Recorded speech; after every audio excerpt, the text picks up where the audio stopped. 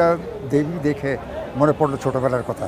এই একেবারে শুরু থেকে যখন তৈরি হতো দুর্গার প্রতিমা, কী করে যে বাঁশ দিয়ে কঞ্চি দিয়ে জড়িয়ে, তারপরে বিচালি জড়িয়ে মাটি দিয়ে তারপরে রং করা হতো, সম্পূর্ণ এত সুন্দর করে ওরা তৈরি করতো, আমি দেখে মুগ্ধ হয়ে যেতাম। সেই থেকে আমার এই রং তুলি আর এই মূর্তি তৈরি, স্কাল্পচার তৈরি করার প্রতি দারুণ একটা আকর্ষণ ছিল। প্রধান আকর্ষণ আরও একটা ছিল যে ওখানে মেলা বসতো, মেলার ভিতরে সুন্দর পুতুল তৈরি করতো, মাটির পুতুল। কি এটার ডিজাইনটা কি? ঘোড়া আছে, হাতি আছে, না ওটা হাতিও আছে, এই যে ঘোড়াও আছে দেখি। আর এইটা তো হাতি, ওটা মোরগ, এইটা পাখি। এইসব যে এদের যে শেপ, এই ফর্ম, এইগুলো এখনো পর্যন্ত আমার ছবিতে আমি তুলে ধরতে পারি এবং তুলে ধরি আসলে।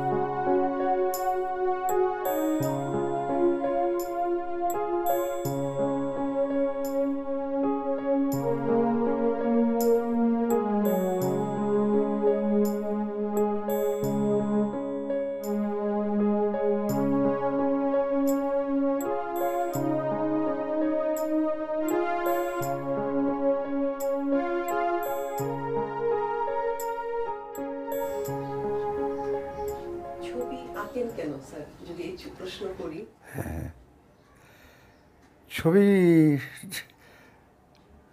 আঁকি না আঁকলে ভালো লাগে না, মনে হয় যেন বেঁচে নাই। ছবি আঁকলে মনে হয় যে না, হ্যাঁ বেঁচে আছি। ছবি আঁকার মধ্যে একটা দারুণ উত্তেজনা আছে, আনন্দ আছে।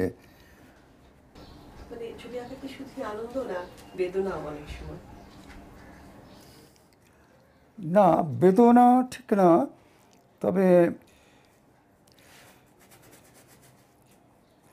এক ধরনের তৃপ্তি। আনন্দের ছবি যখন না আঁকি, কোনো দুঃখের ছবি যখন আঁকি, তখন মনে হয় যে না, আমি সার্থক হয়েছি, আমার যে জিনিসটা প্রকাশ করতে চেয়েছিলাম সেটা প্রকাশ করতে পেরেছি। তবে সবসময় একটা আনন্দই। আমি আসলে কোনো সময় বিষাদের ছবি আঁকি না। আঁকার চেষ্টা করিনি তা বলবো না, আঁকার চেষ্টা করেছি অনেক সময়। যেমন 70 সালে যে সাইক্লোন হয়েছিল মনপুরা, তারপরে হাতিয়া, এইসব এলাকায় তখন আমি রিলিফের কাজ করতে গিয়েছিলাম এবং সমুদ্রের যেসব মানুষের লাশ সমুদ্রে ভেসে আসতো, এইসব লাশের কিছু ছবি আমি এঁকেছিলাম সে কাহিনীর। কিন্তু পরে আমি আর ওটা কন্টিনিউ করতেও পারিনি, আর কখনো এক্সিবিটও করিনি, কারণ এত বীভৎস সব দৃশ্য হয়ে যাচ্ছিল।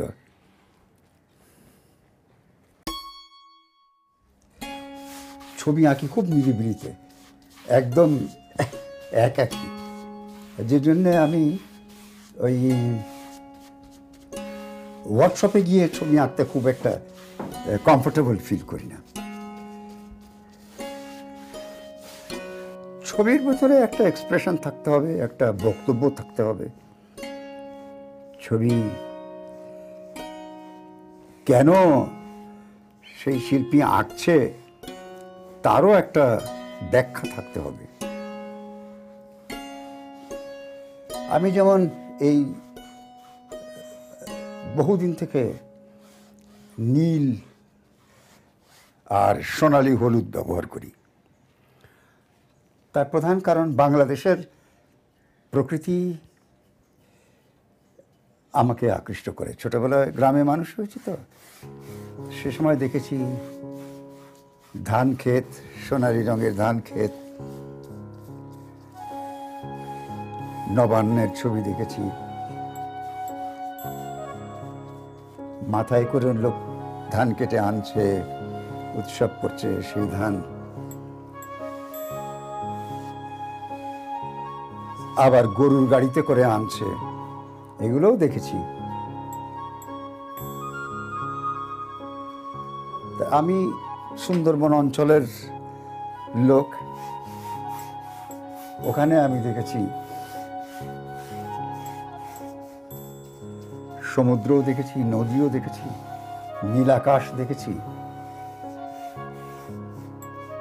গত প্রায় 10-12 বছর ধরে আমি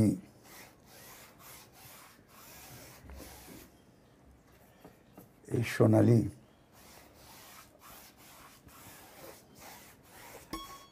আর নীল রঙের ব্যবহার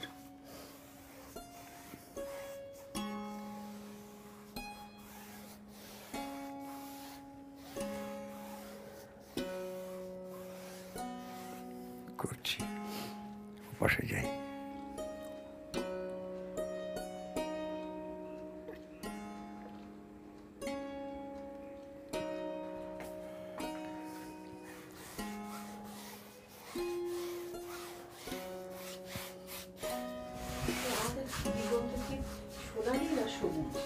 কোনটা?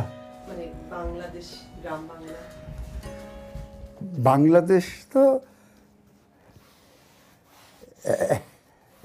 একটা একটা জায়গা না, এটা সবুজও আছে, যেমন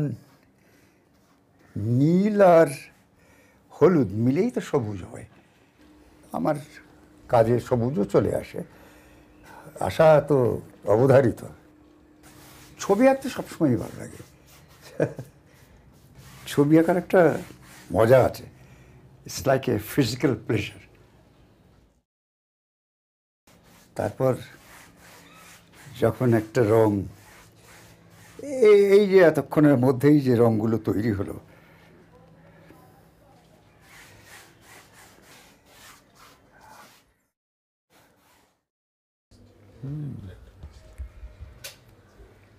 এই দুটা কি? শিপ। আচ্ছা, ওর বয়সে তো আমি আমার গ্রামে তখন পড়াশোনা করছি, কিছু ছবি আঁকি। ছোটবেলায় আমাদের বাড়ির পাশের একটা বিরাট ধান ক্ষেত ছিল, সবুজ ধান ক্ষেত। ওই ধান ক্ষেতের মধ্যে হাওয়ায় ধানের, কচি ধানের পাতাগুলো যেমন করে ঢেউ খেলে খেলে যেত, আমার দেখে মনে হতো যেন অনেকটা নদীর মতো, একটা সবুজ নদী যেন বয়ে যাচ্ছে। তো এইগুলো খুবই ভালো লাগতো। তো আমি ওই কাঠকয়লা দিয়ে অনেক সময় বাড়ির দেয়ালে ছবি আঁকতাম। তো আমি ড্রয়িং করতাম, একটা ঘুড়ি আঁকতাম, ঘুড়ি এঁকে একটা লাইন ধরে টেনে নিয়ে চলে যেতাম আর কি, লম্বা রশ্মির মতো আর কি, সেই ঘুড়ির রশ্মি দিয়ে। তো মনে আছে, এটা ড্রয়িং করার পরে একজনের বাড়িতে এটা করায়, তিনি এসে তা আমার আব্বাকে কমপ্লেন করেছিলেন। এরপরে তো যথারীতি মারটার খেতে হয়েছিল। অনেক সুযোগ আমার হয়েছিল বিদেশে গিয়ে সেটেল করার। আমি ছিলাম একসময় পাকিস্তানের প্রথম শিল্পী যে আমেরিকার একটা এডুকেশন ফাউন্ডেশনের ফেলোশিপ নিয়ে গেছিলাম আমেরিকা ভ্রমণে 1958 সালে, আজ থেকে প্রায় 54 বছর আগে। তো তখন সুযোগ ছিল, আমাকে অনেক প্রলোভন দেখানো হয়েছিল যে তুমি থেকে যাও এখানে আমেরিকায়, কিন্তু আমি থাকিনি। আমার মনে হয়েছে যে ইন্সপিরেশন নিয়ে আমি কাজ করি, ছবি আঁকি, সেই ইন্সপিরেশনের সূত্রই হচ্ছে বাংলাদেশ। এই ট্রিপে আমি আমার যত অভিজ্ঞতা হয়েছে সারা জীবনেও এত অভিজ্ঞতা আর হয়নি। সেই প্রথম অভিজ্ঞতা হলো মূল শিল্পকর্ম দেখার এবং কিভাবে সেগুলোকে যত্ন করে রেখেছে। যেহেতু আমি ওই সময় ওয়াটার কালারই করতাম বেশি করে, তো আমেরিকান ওই ওয়াটার কালারিস্ট জন মারিন, ওর কাজগুলো আমার কাছে খুব ভালো লাগলো এবং ওর কাজের পরবর্তীকালে অনেকগুলো কাজ ওর কাজের প্রভাবে আমার করেছি আমি বাংলাদেশে আসার পরে। বিচিত্র রং ব্যবহার এবং যে কম্পোজিশন করতো সেগুলো আমার কাজে আসলো। যেমন জ্যাকসন পলেকের কাজ দেখে তো অবাক হলাম, ছিটিয়ে ছিটিয়ে কীভাবে রং ছিটিয়ে, যেটা আগে আমরা কখনো শিখিনি বা দেখিও নি। আমি পাশ করার পর চিটাগং হিল ট্র্যাক্সে গেছিলাম, ওখানকার জীবন, ওখানকার ল্যান্ডস্কেপের উপরে কাজ করে নিয়ে এসেছিলাম। তখন একদিন মুর্তজা বশিরের সঙ্গে দেখা হলো। ওরা বললো যে, বাবা, গুরু মারা বিদ্যা শিখে গেছো। জাইনুল আবেদিন আমার গুরু ছিলেন, ওনার কাজের সঙ্গে যথেষ্ট মিল ছিল, আমি ওনার কাজকে ফলো করতাম। তো বললো যে চলো আমরা তিনজনে মিলে একটা এক্সিবিশন করি। কাইয়ুম, আমি আর মুর্তজা বশির 56-এ আমরা তিনজনে মিলে একটা এক্সিবিশন করেছিলাম। নাম দিয়েছিলাম পেন্টার্স ইউনিট, প্রেস ক্লাবে। তখন প্রথম একটা গ্রুপ শো বাংলাদেশে হয়েছিল।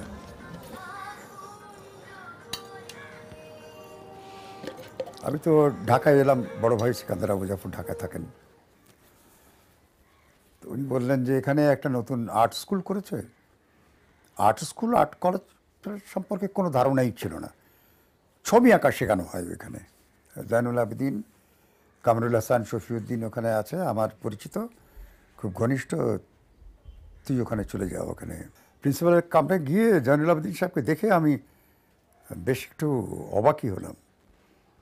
বেশ লম্বা চড়া শরীর, কিন্তু বেশ হাসি খুশি। আমি ছিলাম 3rd ব্যাচের।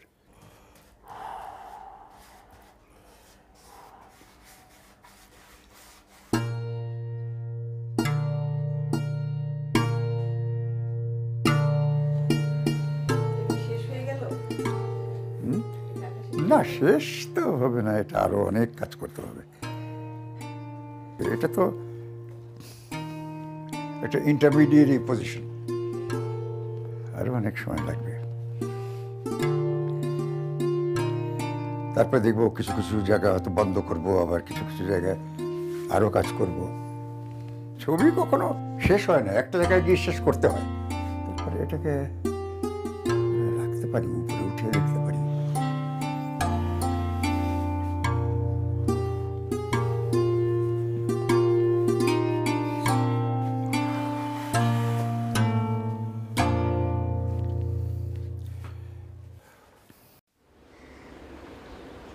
'59-এ আমি যখন আমেরিকা থেকে ফিরে আসি, তখন একটা এক্সিবিশন হচ্ছিল এখানে, ইন্ডাস্ট্রিয়াল ফেয়ার এক্সিবিশন। সেই ইন্ডাস্ট্রিয়াল ফেয়ারে পাকিস্তান থেকে এক মহিলা এসেছিলেন। তিনি ওই কোঅপারেটিভসের চাকরি করতেন, ওই হ্যান্ডিক্রাফটস ডিসপ্লে করার জন্য এসেছিলেন। আনিস সাইদুল্লাহ বলে মহিলা খুব আগ্রহ নিয়ে আমার কাজ টাজ দেখেন। উনি আমাকে বললেন যে তুমি তো পশ্চিম পাকিস্তানে আসনি। একই পাকিস্তান। আমি ভাবলাম যে হ্যাঁ, তাই তো, ইস্ট পাকিস্তানেই থাকি, পশ্চিম পাকিস্তানটা কীরকম দেখা দরকার। ওখানে যাবার পর ওর সঙ্গে দেখা হলো, উনি আমার এক্সিবিশন অর্গানাইজ করলেন। তারপরে থাকছি, কাজ করছি। এরপরে এক সময় আমরা বিয়ে করলাম। উনি আর্টিস্ট ছিলেন না, কিন্তু হ্যান্ডিক্রাফটস এবং ডিজাইন সম্পর্কে তার প্রচুর জ্ঞান ছিল এবং আর্টিস্টদের মহলে সাংঘাতিক রকমের পরিচিতি ছিল ওনার। উনি গত বছর নভেম্বরে মারা গেছেন। এটাই হবে আমার প্রথম প্রদর্শনী, যখন আমার স্ত্রী থাকবেন না সঙ্গে।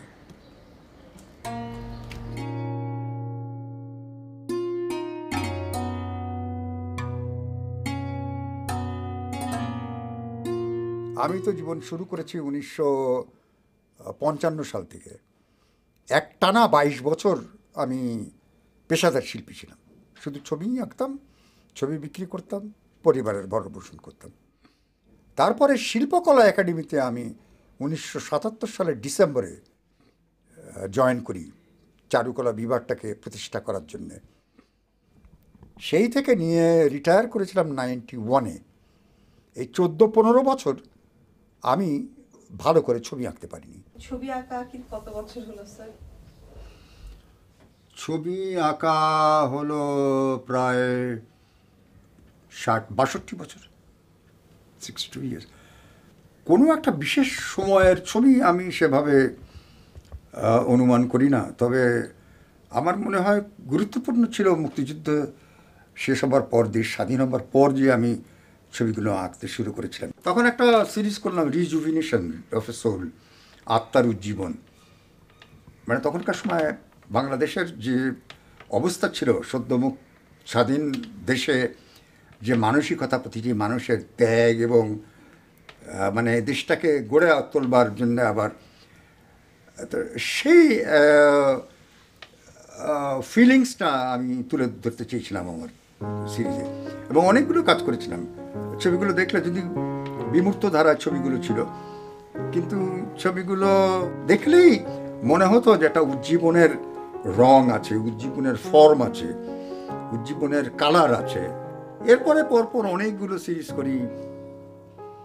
প্রিমনিশন একটা সিরিজ করি। প্রিমনিশন দেশের তখন যে অবস্থা হঠাৎ করে মানে 2-3 বছরের মধ্যে এমন বদলে গেল, অশনি সংকেত, একটা অশনি সংকেত যেন আমরা পাচ্ছিলাম। তো এটা ভাবিনি যে বঙ্গবন্ধুকে মেরে ফেলবে। তো বঙ্গবন্ধুকে মেরে ফেলা একটা মানে একটা ভয়ঙ্কর রকমের শক আমার ছিল। অশনি সংকেতের ছবিগুলো একদম অন্য রকমের ছিল, ভিন্ন ধরনের। মানে কতগুলো ফোর্স যেন ওপর থেকে নিচের দিকে চলে আসছে, আবার কিছু কিছু ফোর্স একেবারে ডাইভার্স হয়ে ছড়িয়ে যাচ্ছে, এ ধরনের কিছু, যেটা উজ্জীবনের সিরিজের ছিল না। উজ্জীবনের সিরিজের একটা বেশ প্লেজেন্ট, মানে আনন্দমুখর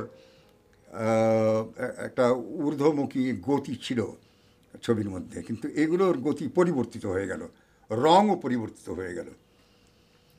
অনেকদিন ছবি আঁকিনি, এরপর আস্তে আস্তে আবার ছবি এঁকেছি, অনেক ছবি এঁকেছি। যেমন অজানার অন্বেষা, in quest of the unknown. আমি বলেছিলাম যে অনেক সময় মনে হয় যে দূরের কোনো মানুষের সম্পর্কে আমি চিন্তা করছি, মনে হচ্ছে একটা অনুভূতি, ফিলিংস হচ্ছে বনে, যে তার কিছু আত্মীয়, তার কিছু অঘটন ঘটলো কিনা। এই ধরনের একটা সিরিজে কাজ শুরু করলাম। এটা একটা ইথারিয়াল কমিউনিকেশন বলা হয় এটাকে, এটা সায়েন্টিফিক্যালি ট্রু। আরও একটা সিরিজ উল্লেখযোগ্য ছিল ধ্বনি, ভাইব্রেশন। সেই ধ্বনি সিরিজটাও মানে এটারই কন্টিনিউশন, কিন্তু কোয়েস্ট ফর দি আননোন, অজানার অন্বেষার একটা কন্টিনিউশন এটারও। একটা ছিল ইনার স্ট্রাকচার, ভেতর গড়ন। তো আমার কাছে মজার লাগতো ভেতরের মানুষের, ভেতরের শরীরের সব ডিজাইনগুলো। এই ধরনের আমি ভেতরের গড়নগুলো জানবার জন্যে নানান ধরনের কাজ করেছিলাম। যেমন আমরা যেখানে আছি তার নিচে কি আছে, মানুষের ভেতরের কি আছে, উপরে কি আছে, মানে অন্তরে গিয়ে খুঁজে বের করা ওর ভেতরের গড়নটা।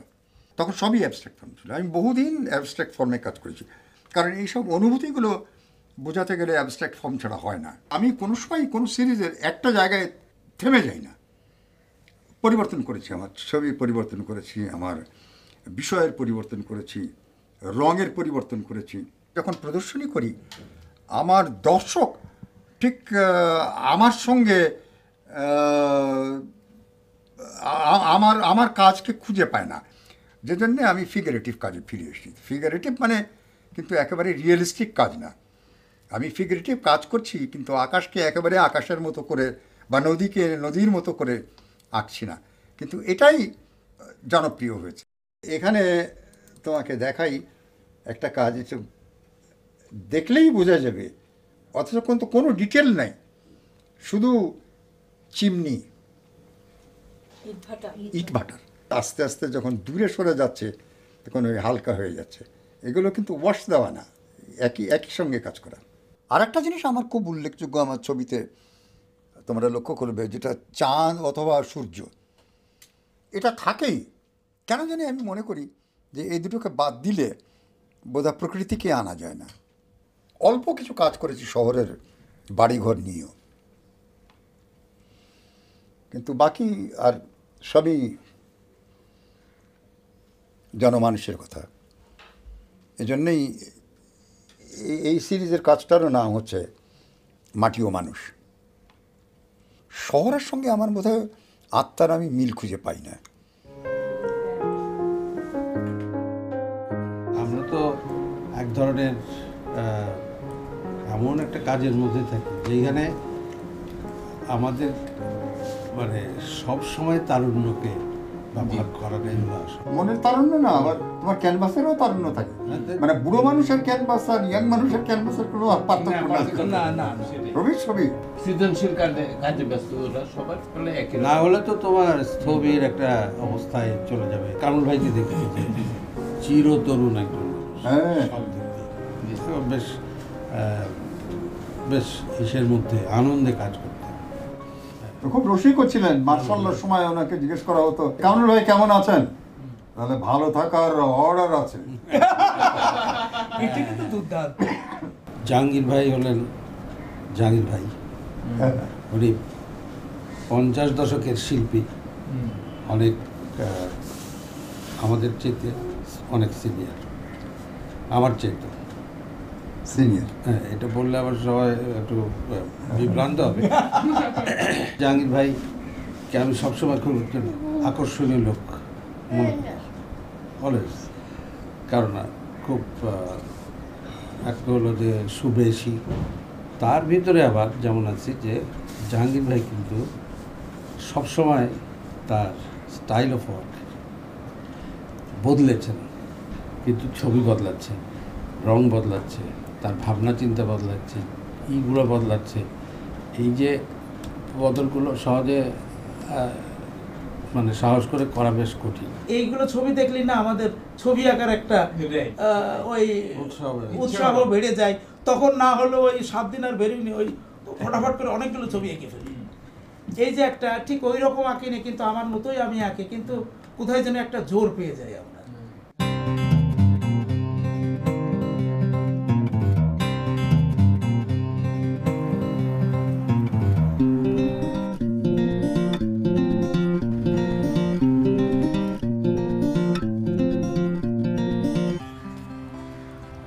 জায়গাটা বেশ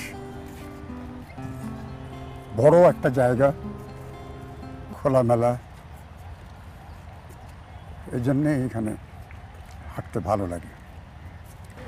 আপনার কখন মনে হয়েছে যে আপনি শিল্পী?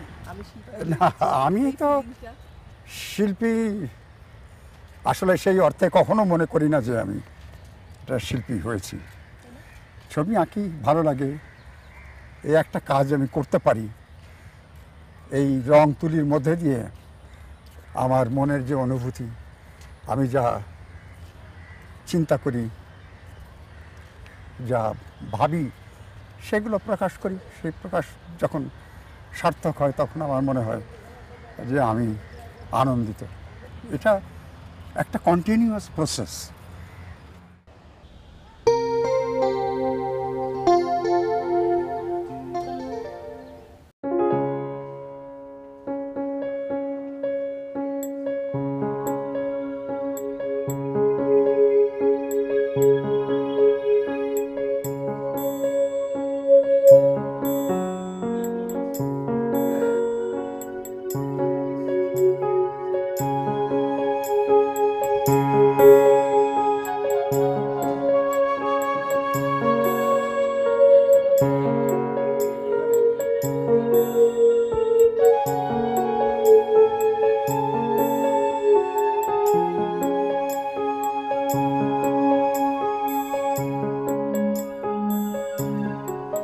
বহুদিন ধরে ছবি আঁকার পরে যখন সমস্ত ছবিগুলো একসঙ্গে দেখি তখন একেবারেই অন্যরকম লাগে, খুব ভালো লাগে দেখি।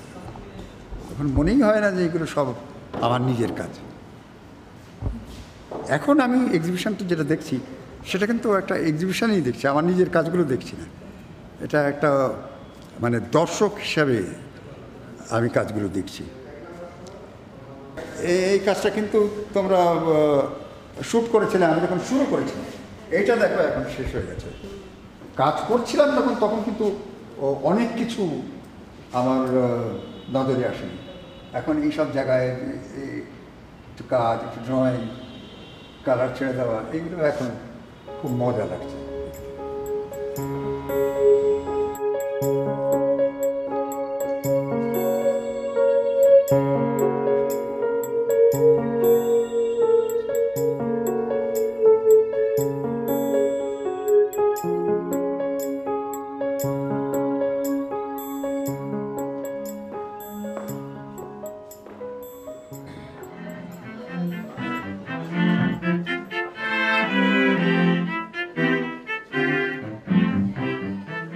আমরা একই সময়ে ছবি আঁকা শুরু করেছিলাম। তার ড্রয়িংয়ের হাত খুব ভালো, এবং একটা জিনিস আমি দেখতাম যে তার যেটা ভালো লাগতো সে সঙ্গে সঙ্গে সেটাকে খুব দ্রুত অ্যাডাপ্ট করতে পারত। জাহাঙ্গীর আমাদের মধ্যে অত্যন্ত ভাইব্রেন্ট। আমি একবার কলকাতায় গিয়েছিলাম, জাহাঙ্গীর সঙ্গে ছিল আর কি।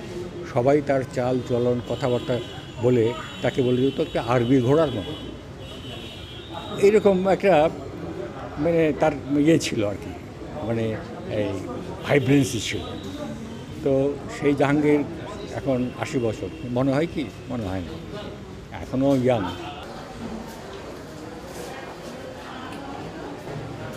দীর্ঘদিনের বন্ধু। যখন ও ছবি আঁকা শুরু করে আমি তখন লেখা শুরু করি। এক হিসেবে বলা যেতে পারে, হ্যাঁ, সৈয়দ জাহাঙ্গীর বিভিন্ন মাধ্যমে কাজ করেছেন। অন্য হিসেবে বলা যেতে পারে তিনি প্রথম থেকে একটা মাধ্যমে কাজ করেছেন। সেটা কীরকম? আমাদের মাঝে মধ্যে একটা ধারণা হয় যে শিল্পী যত বেশি কৃতিত্ব দেখান নানান ধরনের মিডিয়া, তিনি তত বড়। আসলে তা না। তিনি বড় শিল্পী যিনি একটা কাজের ভিতরে থেকে তার নিজেকে অনবরত আবিষ্কার করেন। এই যে ছবিগুলো আপনারা দেখছেন, এ ধরনের ছবি কিন্তু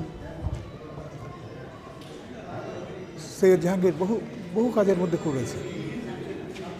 এই ছবিটা দেখুন, এর মধ্যে একটা কিন্তু বিষাদ আছে, প্রচণ্ড বড় একটা কষ্ট আছে, কারণ এরা এভাবেই বেঁচে থাকেন এই কষ্টের ভেতর থেকে। আসলে